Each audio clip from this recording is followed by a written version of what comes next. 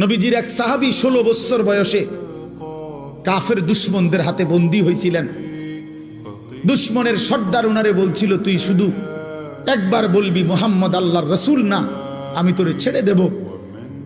ওই সাহাবী হাবিব ইবনে যায়েদ রাদিয়াল্লাহু তাআলা আনহু বলছিল, ওয়াল্লাহি আনা আশহাদু আন্না মুহাম্মাদান রাসূলুল্লাহ, আল্লাহর কসম আমি সাক্ষ্য দিচ্ছি আমার মদিনাওয়ালা মুহাম্মদ তিনি আল্লাহর রাসূল। ওই দুশমনের সর্দার ওনার একটা অঙ্গ কাইটা ফেলছে। ডান হাত আলাদা কাটছে, বাম হাত আলাদা কাটছে, ডান পাও আলাদা কাটছে, বাম পাও আলাদা কাটছে, জিহ্বাটা টাইনে আলাদা কাইটা ফেলছে, শরীরটা কাইটা টুকরা টুকরা করে পিস পিস বানায় ফেলছে। দোস্ত আমার, কসম খোদার, এভাবে কাইটা টুকরা টুকরা করে ফেলে দিছে, ওনারে ছিন্ন ভিন্ন করে দিছে।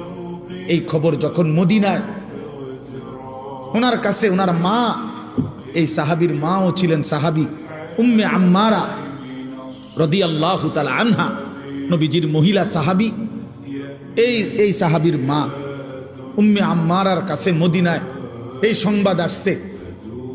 লোকেরা আইসা শুনাইছে, মা তোর সন্তানকে বেঈমানে হত্যা করছে, শহীদ করে দিয়েছে।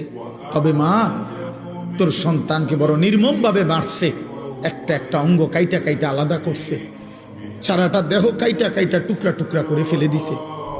মা, তোর ছেলের জানাজা হয় নাই, তোর ছেলের লাশ দাফন হয় নাই,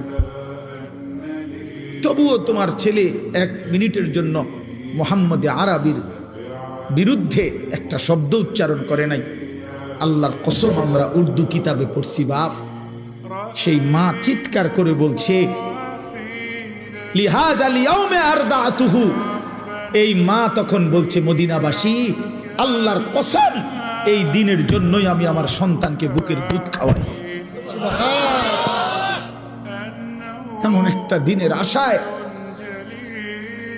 আমি আমার সন্তানকে বুকের দুধ খাওয়াইছি।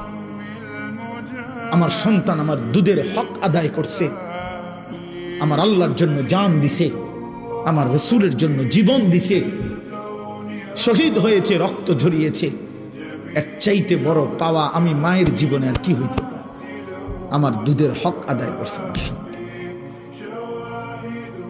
তোমার মা কি এমন দুধ পান করায় নাই? বলো ভাইয়া।